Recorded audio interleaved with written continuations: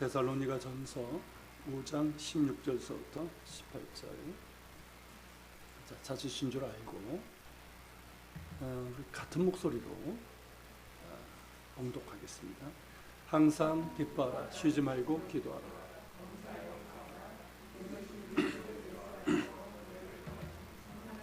뜻입니다. 아멘. 우리가 지난주에 나눴던 것처럼 사도 바울의 데살로니가에서의 이 전도 활동은 인간적으로 본다면 그다지 성공적이지는 못했습니다. 물론 우리가 어떤 선교 사역을 성공했다, 실패했다 이렇게 이제 함부로 단정 지을 수는 없지만 인간적으로 본다면 그러하다는 것입니다. 그런데 하나님께서 그것을 선으로 바꾸셨죠. 역시 이제 지난 주일에 나누었습니다.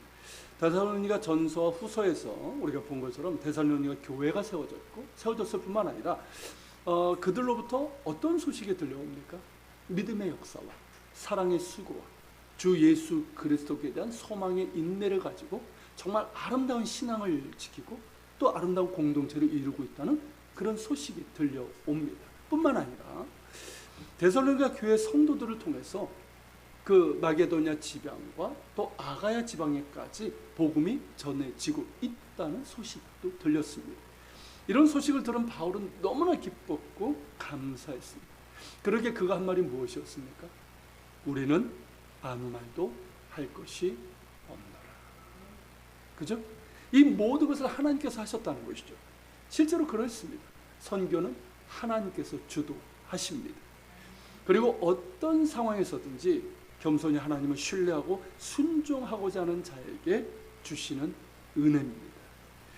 그렇게 하나님께서 바울을 위로하셨고 큰 기쁨을 허락하셨습니다. 하지만 그 당시로만 본다면 어떨까? 그 당시로만. 즉 데살로니가에서 약 3주간의 그 짧은 기간 동안밖에 머물지 못했고 그나마 격렬한 반대와 그런 이제 박해를 마주해야 됐고 성도들에 의해서 밤에 몰래 신라와 함께 데살로니가를 빠져나올 수밖에 없었던 바울의 심경은 어땠을까요? 그렇게 편하지는 않았을 겁니다. 하지만 그때도 바울은 다시 기쁨을 회복하고 또 기도하고 감사했을 것입니다. 우리가 참 좋아하는 성경 구절이죠. 오늘 본문입니다. 항상 기뻐하라, 쉬지 말고 기도하라, 범사에 감사하라. 이것이 그리스도 예수 안에서 너희를 향하신 하나님의 뜻입니다. 여러분, 이 본문이 어디에 속한 겁니까? 데살로니가 전서입니다. 즉 데살로니가 교회에 보낸 첫 번째 편지입니다. 지난 주일에 보았던 데살로니가에서의 전도 사역과 뭔가 연관성이 보이지 않습니까? 저는 지난 주일에 이제 사도행전에 이제 데살로니가에서의 전도 활동 이 본문을 이제 전한 후에 이 말씀이 생각이 났어요. 그러면서 당시 이 바울의 상황과 깊은 연관이 있다라는 나름대로의 결론을 내리게 되었습니다. 이 말씀은 데살로니가 교회에 대한 권면이기 전에 바울의 실제적인 신앙 고백이었고 경험이었습니다. 그러니까 늘 그렇게 하려고 했고 또 그렇게 해왔던 삶의 원칙이었던 것이죠. 실제로 바울 자신은 항상 기뻐했고 쉬지 말고 기도했고 또 범사에 감사했던 것입니다. 그러게 데살로니가 교회도 그렇게 권면할 수 있었던 것이죠. 그런데 어떻게 이것이 가능할까요? 어떻게 항상 기뻐하고 쉬지 말고 기도하고 범사에 감사할 수 있을까요? 많은 분들이 이런 의문을 가지고 그래서 이 본문을, 이 말씀을 그저 이상적인 권면, 그렇게 하면 좋겠지 하는 이상적인 권면으로 받아들이는 것 같습니다. 굉장히 좋아는 하시는데 그렇게 생각하는 분들이 많은 것 같아요. 먼저 감사에 대해서 생각해 봅시다. 여러분들 얼마나 감사하십니까? 자, 지난 주 중에, 지난 한 주간 얼마나 감사하셨습니까? 그리고 언제, 어떤 경우에 감사하셨습니까? 우리가 일반적으로 감사할 수 있을 때는 무언가 내 손에 주어졌을 때, 내 뜻대로 되었을 때, 그러니까 무언가 성공하고 성취했을 때일 겁니다. 물론 감사해야 됩니다. 내가 한 것처럼 교만하지 말고 겸손히 하나님께 감사해야 합니다. 당연한 것으로 여기지 않고 겸손히 감사해야 됩니다. 그런데 그렇지 않을 때는 어떡할까요? 내 손에 주어진 것이 없습니다. 내가 원하는 대로 되지 않습니다. 힘든 상황입니다. 뜻하지 않은 고난과 역경을 만났습니다. 자, 이럴 때 어떨까요? 이럴 때도 감사할 수 있을까요? 여러분들은 이런 상황에서도 감사할 수 있습니까? 바울은 범사에 감사하라고 그랬어요. 그러니까 모든 일에, 그러니까 내 손에 무언가 주어지고 뭔가 기쁜 일이 있고 어떤 것을 성취했을 때뿐만 아니라 다 잃어버렸을 때도, 내 손에 아무것도 없을 때라도, 고난과 역경이 있을 때라도 범사에 감사하라. 인간적으로 볼 때, 상황적으로 볼 때 감사할 수 없는 그런 상황에서도 감사라는 것인데 어떻게 이것이 가능할까요? 바울이 이 감사와 기도와 기뻐하는 것을 하나로 묶어서 말했는데 이 셋은 서로 연결이 되어 있습니다. 여기에 바로 가능성이 있다고 보는 것이죠. 즉 우리가 정말 감사하려면, 정말 범사에 감사하려면 쉬지 말고 기도하고 또 항상 기뻐하는 삶이 있어야 한다는 거예요. 이 말에 대해서는 또 이렇게 또 질문할 수 있죠. 아니, 그런데 어떻게 쉬지 말고 기도하고 어떻게 항상 기뻐할 수 있나? 이런 의문을 제기할 수 있을 겁니다. 충분히 그런 생각을 가질 수 있을 거예요. 그런데 생각해 보십시오, 여러분. 기도가 무엇입니까? 이 기도가 무엇인지부터 우리가 다시 한번 점검해 봐야 돼요. 여러분, 기도가 뭡니까? 그저 나의 소원을 구하는 것입니까? 하나님께 이것 해달라고 비는 겁니까? 그래서 주시면 기뻐하고 감사하는 걸까요? 그렇다고 한다면 과연 우리가 얼마나 기뻐하고 얼마나 감사할 수 있을까요? 물론 어떤 분들은 뭐 그런 얘기하죠. 아우, 자기는 기도하는 거 하나님께서 많이 응답해 주신다고. 뭐 기뻐할 일이 많으시겠죠, 그런 분들은. 근데 그렇지 못한 경우는 어떠하실 겁니까? 여러분, 기도는 단지 나의 소원을 구하는 것이 아닙니다. 마치 정한수 떠놓고 두 손을 이렇게 마주대고 빌면서 비나이다 비나이다 하는 그런 행위가 아닙니다. 물론 우리가 바라는 것을 하나님께 구하는 것, 기도 맞습니다. 하지만 기도의 본질은 그것이 아니에요. 기도는 하나님을 향하는 것입니다. 내 마음의 중심이 하나님을 향하는 것이에요. 십자가를 바라보는 것이고 예수님을 생각하는 것이에요. 이것이 기도입니다. 바로 이것이 성경에서 말하고 있는 기도이고요. 그래서 이 성경에서 말하는 기도와 타종교, 즉 우상을 섬기는 인간 종교에서의 기도와의 차이점이 바로 여기에 있는 거예요. 그 방향을 어디를 향하고 있는가, 누구를 향하고 있는가 하는 것입니다. 우상을 섬기는 인간 종교에서는 그 방향이 나를 향해 있습니다. 철저하게 나 중심입니다. 그렇죠? 나의 부귀영화예요. 딴 거 없어요. 나의 부귀영화, 나의 안전, 내가 원하는 것입니다. 이런 모습들이 교인들에게 들어가면 그걸 뭐라고 그럽니까? 기복신앙이라고 얘기를 하죠. 철저하게 나 중심입니다. 그러나 우리의 기도는 어떻습니까? 하나님께 방향을 두는 거예요. 하나님께. 내가 아니라 하나님께 방향을 두는 거예요. 내 마음의 중심을 온전히 하나님을 향해서 두는 것이고 내 마음을 온전히 하나님께 드리는 거예요. 이게 기도예요. 십자가를 바라보며 예수님을 생각하는 것이고요. 주님의 긍휼과 은혜를 구하면서 그 인도하심을 구하는 거예요. 그런 가운데 성령께서 주시는 깨달음이 있어요. 성령께서 주시는 위로가 있어요. 성령께서 주시는 은혜가 있어요. 힘이 있어요. 그 은혜와 새 힘을 얻는 것, 이게 기도란 말이에요. 그런 면에서 기도는 하나님과 나누는 영적 대화라고 하는 것이고 하나님과 나누는 친밀한 교제라고 하는 거예요. 하나님을 향한 나의 마음, 하나님께 정말 내 마음을 향하고 하나님께 내 마음을 드리는 이런 기도가 없다면 우리는 하나님과 영적인 교제를 나눌 수가 없어요. 그저 일방통행의 기도죠. 뭐 1시간 기도하면 뭐합니까? 2시간 기도하면 뭐예요? 일방통행인데. 그거죠. 마치 뭐 전화 딱 해가지고 상대방한테 잘 지내지? 그러고 1시간 동안 자기 얘기만 쫙 해. 그리고 끊어. 그거하고 다를 게 뭐가 있습니까? 그게 교제입니까? 그러니까 우리의 기도가 상당히 그렇게 돼 있다는 거예요. 기도는 그런 게 아니에요.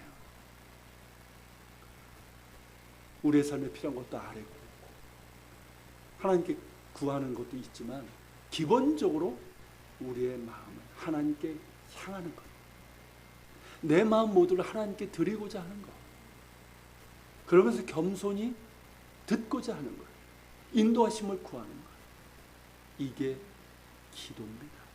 거기에 하나님과의 교제가 가능해지는 거예요. 항상 기뻐하라는 것도 마찬가지입니다. 어떻게 항상 기뻐할 수 있습니까? 여러분 가끔 TV 프로그램에 이렇게 보면 하루 종일 웃는 사람들이 나옵니다.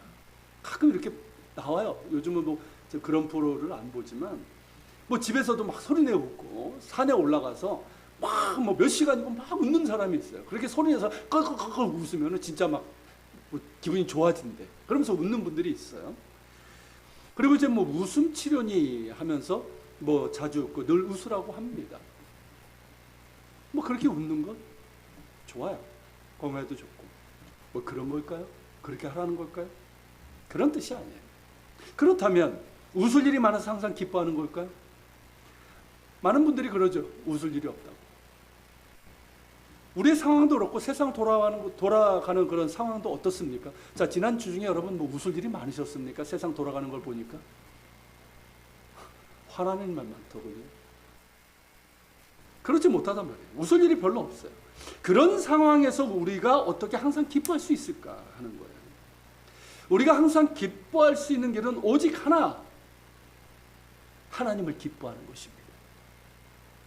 시편 30편 4절에서 이렇게 노래합니다. 내려주시겠어요? 예, 같이 읽어볼까요? 또 여호와를 기뻐하라. 그가 내 마음의 소원을 내게 이루어 주시리. 여호와를 기뻐하라. 하나님을 기뻐하라고 그랬어요. 자, 이사야서 49장 13절 읽어볼까요? 하늘이여 노래하라. 땅이여 기뻐하라. 산들이여 즐거이 노래하라. 여호와께서 그의 백성을 위로하셨은즉 그의 고난당한 자를 긍휼히 여기심이라.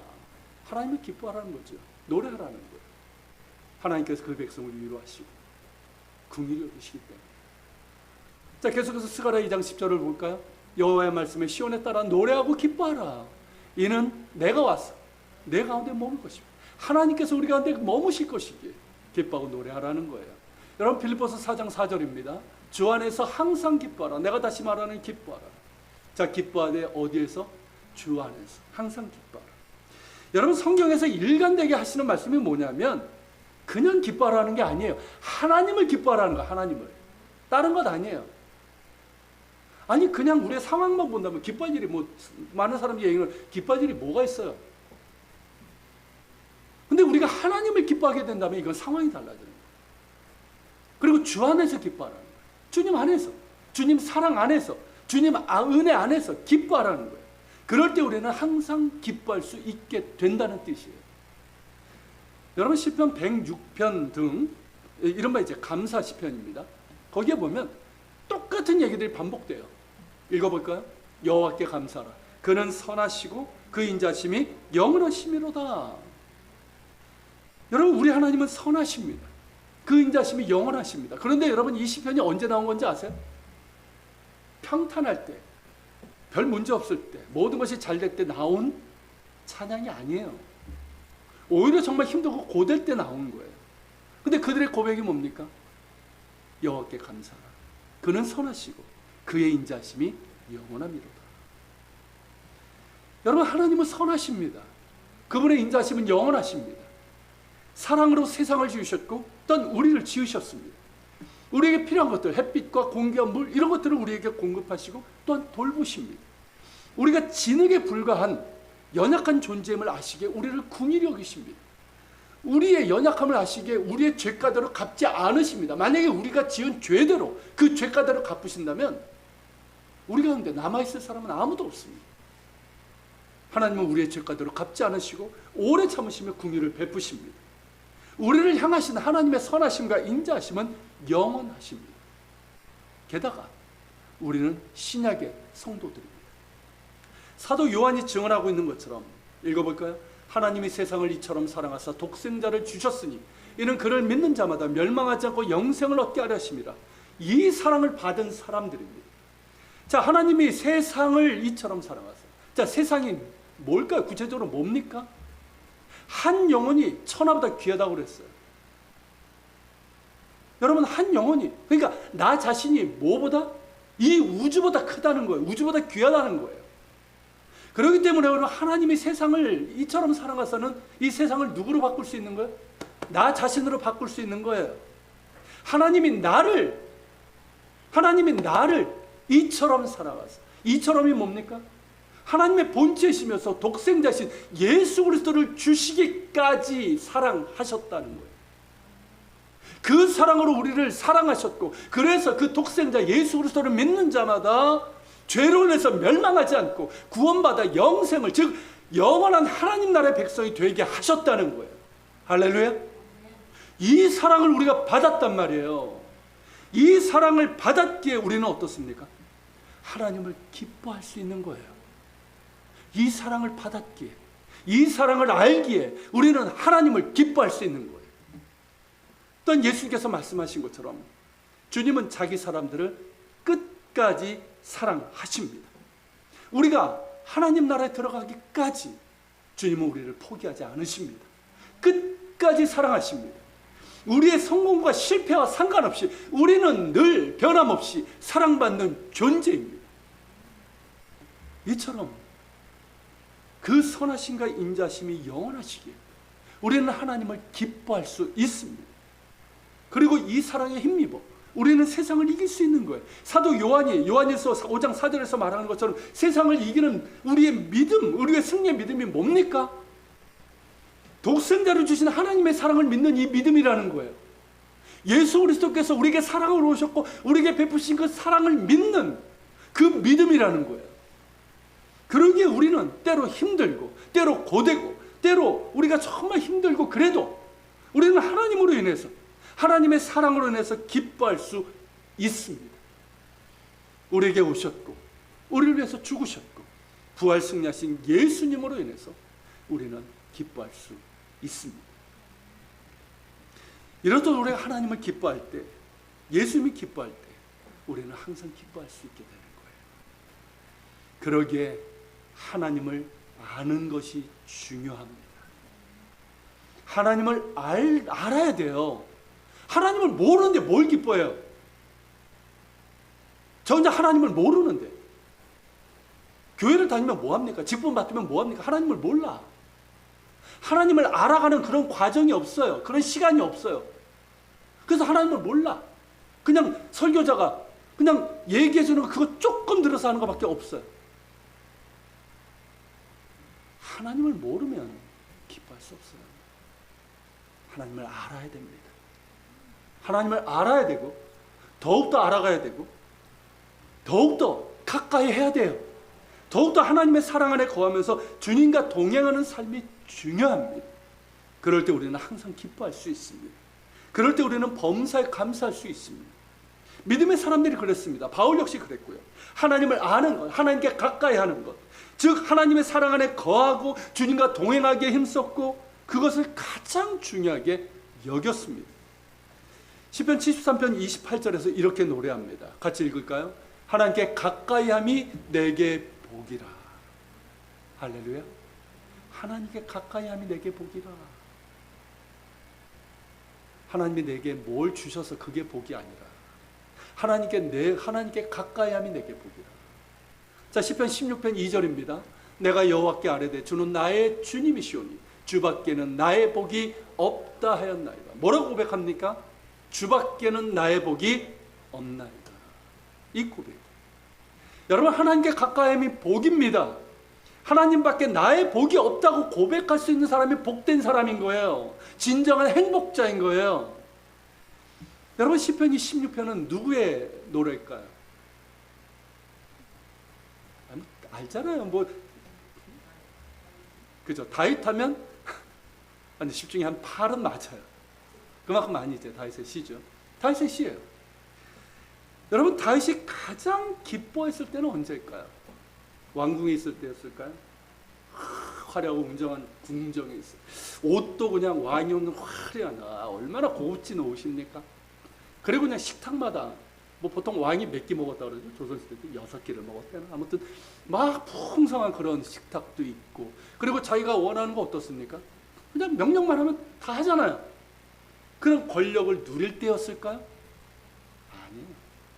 아니에요. 다윗이 기뻐했을 때는 하나님과 함께 할 때였습니다. 그런 까닭에 광야에서도 하나님이 함께 하실 때 오히려 그는 기뻐할 수 있었고요. 기쁘게 하나님을 찬양하며 감사의 표현으로 하나님께 영광을 돌릴 수 있었던 거예요. 여러분, 이 시편 중에요, 다 하나님을 찬양하고 그랬던 걸 한번 보세요. 다 광야예요. 왕궁에 있을 때는 오히려 어땠습니까? 회개시가 나오죠. 시편 52편. 그죠? 우리가 가장 좋아하고 사랑하는 시편이 시편 23편일 겁니다. 아시죠? 그러니까 가장 좋아하는 사랑하는 시편 하면 시편 23편이에요. 여호와는 나의 목자시니 내게 부족함이 없으리라. 이게 문학적으로도요 굉장히 뛰어난 그런 시입니다. 노래 참 아름답고 은혜로운 시입니다. 그런데 여러분, 이 시편의 배경은 왕궁이 아니에요. 뭐 부족함이 없었다, 뭐 푸른 초장 이러니까 사람들은 부족함이 없는 상태인 줄 알아요. 아니에요.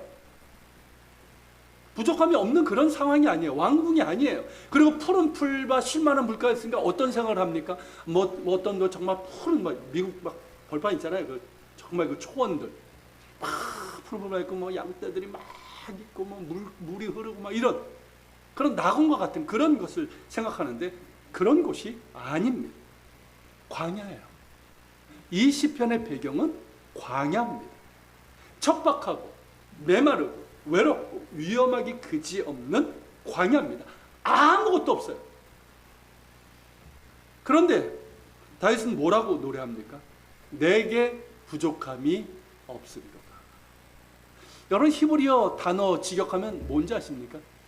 나에게 결핍이 없다, 이 뜻이에요. 이게 말이 됩니까? 결핍이 없대요. 아니, 지금 상황이 어떻습니까? 결핍투성이잖아요. 뭐가 있어요 지금 광야에서? 쫓겨다니는 신세인데 뭐가 있어요 도대체? 결핍투성이에요. 부족함투성이에요. 그 척박하고 외롭고 위험하고 이 광야에서 뭐가 있다고? 나에게 결핍이 없다 말하는 걸까요? 왜? 여호와는 나의 목자시니. 바로 이거예요. 하나님이 나와 함께 하셔서 나의 목자가 되시기에 나에겐 결핍이 없다는 거예요. 여러분, 양은요, 여러분 양을 직접 이렇게 보시고 만지고 그런 경험 별로 없으시죠? 뭐 양떼 목장이 그런 것밖에 없으시죠? 실제로 이제 저는 이제 예전에 몽골 그리고 이제 이스라엘 살면서 양을 이제 자주 봤는데 뭐 여러분도 아시고 양은 얘가 이제 굉장히 순해 보이는데 다르게 보면 얘가 좀 많이 부족한 애. 시야도 밝지 않고 그리고 다니는 것도 둥뜨고 그래서 그냥 놔두면 가장 먼저 죽을 애가 양입니다. 근데 선한 목자를 만나면 양은 부족함이 없어요. 아무리 위험한 곳에서도 양은 목자로 인해서 부족함이 없어요. 자신의 경험을 가지고 얘기를 하는 거예요. 이 광야에서 그리고 이 광야 같은 나의 현실에서도 하나님께서 함께 하시고 나의 목자가 되셔서 나를 붙드시고 인도하시기에 나에게는 결핍이 없다고 부족함이 없다고 그렇게 말하고 있는 거예요. 이 광야와 광야 같은 상황에서도 하나님은 나를 푸른 풀밭에 누우시고 쉴만한 물가로 인도하시는 것처럼 지친 나를 위로하십니다.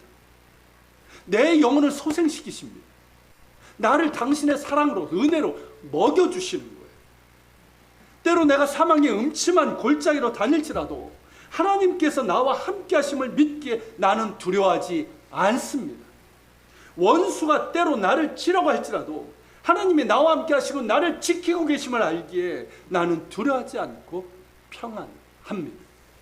하나님을 바라보며 기뻐하며 믿고 순종할 때 은혜를 부어주시기에 내 잔이 넘칩니다. 하나님의 선하심과 인자하심이 내 평생에 나를 따를 것입니다. 그러기에 나는 하나님을 기뻐하며 그러기에 내게 부족함이 없습니다. 여러분, 다윗이 바라는 것이 무엇이었을까요? 내가 여호와의 집에 영원히 살리로다. 이 시편 23편 마지막에 나오는 이 구절이에요. 그가 정말 원했던 것은 이거예요. 왕이 되는 게 아니었어요. 왕이 되는 것이 아니에요. 부귀영화를 누리는 게 아니에요. 성공하는 게 아니에요. 다윗이 정말 원했던 건 뭐냐면 내가 여호와의 집에 영원히 거하는 거예요. 즉 내가 살아가는 동안 정말 주님과 함께하며 주님과 동행하면서 장차 정말 하나님의 집에, 영원한 하나님 나라에 들어가서 내가 주님과 같이 사는 거예요. 이게 다윗이 가장 원했던 거예요. 그러게 기뻐할 수 있었던 것이고 감사할 수 있었던 것이에요. 바울 역시 여러분 그러했습니다. 빌립보서 3장 14절에서 바울이 이렇게 고백하죠. 읽어볼까요? 표대를 향하여 그리스도 예수 안에서 하나님이 위에서 부르신 부름의 상을 위하여 달려가노라. 자, 표대를 향하여. 정말 멋있는 말이에요. 그래서 뭐 예전에 책 제목도 그렇고 성경 공부 제목도 표대를 향하여 이런 거 참 많았어요. 표대를 향하여 참 멋있습니다. 그런데 여러분, 많은 사람들이 표대를 향하여 이 말을 오해하고 있어요. 이거를 뭘로 생각하냐면 바울의 사명, 사역 이런 걸로 생각을 합니다. 일 중심이고 성취 중심이고 성공 지향적인 우리의 생각, 이게 다른 것이죠. 물론 사명이나 사역은 중요합니다. 바울은 주님께서 주신 사명과 사역에 정말 충성했고 자기 생명을 아끼지 없이 그렇게 헌신을 하며 그렇게 순종을 했습니다. 하지만 바울이 가장 중요하게 여기고 원했던 것은 예수님을 아는 것이었습니다. 예수님을 더욱더 아는 것이고 예수님 안에 거하는 것이었고 예수님과 동행하는 것이었고 예수님을 닮아가는 것이었어요. 그런 가운데 장차 예수님 앞에 서는 것이었어요. 이것이 바로 바울이 말한 표대입니다. 그의 평생의 목표였고 가장 중요한 우선순위였고 방향이었습니다. 그러기에 바울은 예수님을 위해서 기뻐할 수 있었던 거예요. 목표가 분명하니까, 표대가 분명하니까, 삶의 방향이 분명하니까 예수님을 위해서 기뻐할 수 있었던 거예요. 딴 놈 팔지 않았어요. 기웃거리지 않았어요. 오직 한 길, 방향 하나요. 예수님이에요. 예수님을 아는 것이고 예수님 안에 거하는 것이고. 여러분, 바울이 어떤 사람입니까? 그가 고백하는 것처럼 자신은 박해자였어요. 하나님의 뜻을 방해하던 사람이었어요. 죄인 중에 괴수였어요. 그런 자신을 만나주시고 구원하신 예수님의 사랑을 위해서 늘 기뻐했습니다. 도무지 자격 없는 자신에게 사명을 주신 은혜로 인해서 기뻐하고 감사했습니다. 그 사명을 감당하면서 많은 어려움을 겪었습니다. 고난도 겪고 박해도 받았습니다. 병도 얻었습니다. 하지만 그것으로 인해서 오히려 기뻐했어요. 자신이 받는 고난을 그리스도의 고난에 참여하는 것으로 여기면서 기뻐했단 말이에요. 만약 모든 것이 평탄하게 잘 됐다면 어땠을까요? 모든 것이 평탄하게 막 잘 돼. 하나님마다 쫙 잘 돼. 어땠을까요? 처음엔 감사했겠죠. 그러다가 조금씩 어떻게 될까요? 조금씩 내가 한 것 같은 마음이 들었을 것입니다. 우리가 얼마나 고약하고 교만한지 아시잖아요. 조금만 그러면 그러지 않습니까? 바울도 우리가 똑같은 사람이에요. 그런데 보십시오. 자, 바울은 아시아로 가려고 했지만 성령께서 막으셨습니다. 그래서 북쪽으로 가려고 했더니 그것도 막으셨습니다. 그래서 마게도냐로 왔는데 어땠습니까? 전도의 길이 활짝 열렸습니까? 그래서 수많은 사람들이 정말 몰려들고 흔히 말하는 대규모의 전도 집회, 부흥 집회, 그러면서 바울이 그런 사람들이 있잖아요. 그렇게 됐습니까? 그 반대였어요.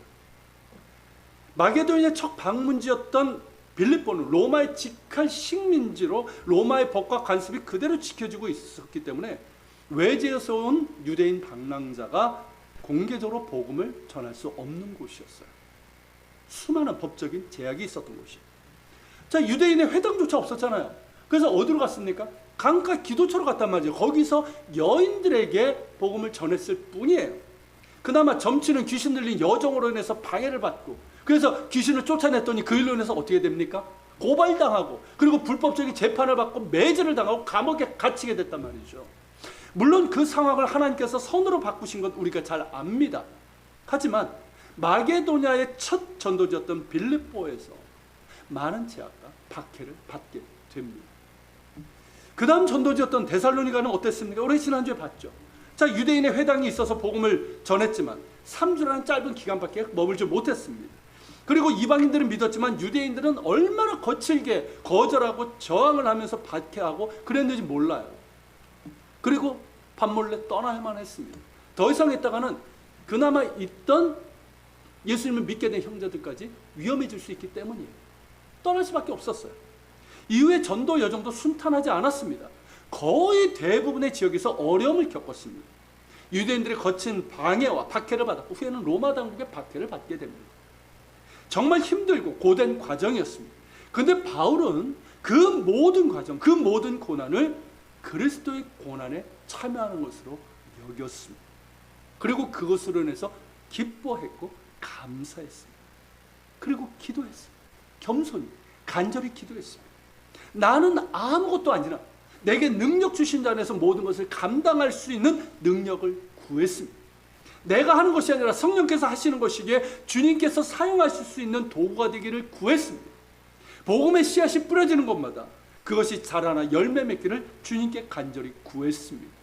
그렇게 기도하고 순간순간마다 기도했습니다. 그가 말한 대로 쉬지 않고 기도했습니다. 시간을 내어서 기도했고, 걸으면서 기도했고, 일하면서 기도했고, 복음을 전하면서 기도했고, 또 사람들을 만나면서 기도했고, 고난당하는 순간에도 기도했습니다. 그러면서 예수님을 바라봤어요.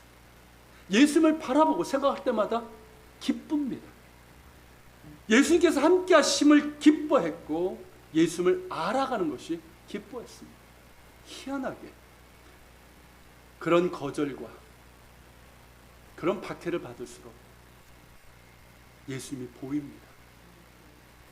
인간적인 실패를 경험할수록 십자가가 더 또렷하게 보입니다. 맞죠? 맞지 않습니까? 그런 힘든 상황에서 주님을 바라보고 십자가를 바라보면 예수님이 더 잘 보여요. 그래서 고난받음이 내게 은혜라 말하는 것이죠. 그렇게 예수님을 알아가는 것을 기뻐했어요. 여러분, 바울이 그의 서신에서 가장 많이 쓰고 있는 표현 중에 하나가 뭔지 아십니까? 헬라어로 엔 크리스토, 그리스도 안에서라는 뜻이에요.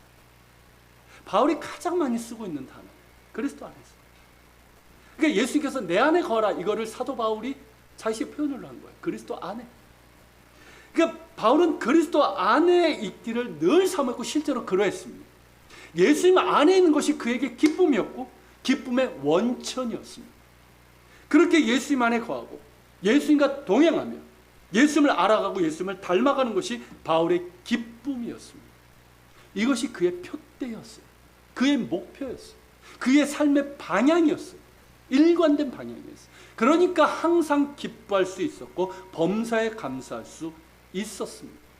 그래서 나온 자신의 고백이자 데살로니가 교회를 향한 권면, 항상 기뻐하라, 쉬지 말고 기도하라, 범사에 감사라는 이 말이었습니다. 그 당시에도 그러했습니다. 여러분, 인간적으로 보면 힘든 상황입니다. 성공적이지 못했습니다. 실패라고 해도 할 말이 없는 상황입니다. 기뻐할 수 없는 상황입니다. 감사하기 힘든 상황이에요. 그러나 자신을 부르시고 사명을 주시고 자신과 함께 하시는 주님으로 인해서 바울은 여전히 기뻐했습니다. 상황이 아니라 주님을 생각하며 기뻐했습니다. 연약한 자신을 바라본 것이 아니라 내 안에 강함이 되시는 주님으로 인하여 기뻐했습니다. 주님을 기뻐했기에 기도할 수 있었습니다. 비록 많은 제약이 있었고 방해와 박해가 있어 오래 머물지 못했지만 주님의 부르심에 순종하여 복음의 씨앗을 뿌렸는데 그것이 자라나 열매 맺게 하시는 분은 주님이심을 알았습니다. 그렇게 기도했습니다. 내가 할 수 있는 것은 이제 아무것도 없습니다. 무언가 변화가 일어난다면 그것은 전적으로 주님이 하신 것입니다. 그러기에 주님께서 하실 일들을 기대하면서 기뻐하고 감사하면서 기도했습니다.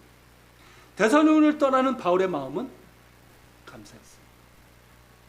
데살로니가의 상황을 뒤로하고 떠나는 첫 걸음은 무거웠을지 모르지만 다시 주님을 바라보고 또 주님을 기뻐하고 기도하는 가운데 바울의 마음은 다시금 감사와 기쁨으로 채워졌습니다. 그리고 그 다음으로 방문한 베레아, 다음 주에 우리가 볼 건데 이 베레아에서는 주님께서 큰 기쁨과 위로를 주셨습니다. 오늘은 이 데살로니가에서의 바울의 이제 전도 활동과 연결해서 이 본문을 보았는데요. 여러분, 항상 기뻐하고 쉬지 말고 기도하고 범사에 감사한다는 것은 우리가 도무지 이룰 수 없는 이상적인 권면이나 목표가 아닙니다. 우리가 오늘 나눈 것처럼 바울이 실제로 그 상황에서 경험했고 이후에도 경험했던 고백이자 삶의 모습이었습니다. 항상 기뻐하고 쉬지 말고 기도하고 범사에 감사한다는 것 참 좋고 은혜로운 말인데 우리에게는 어렵게 다가오고 실제 우리의 삶과는 때때로 거리가 멀게 느껴집니다.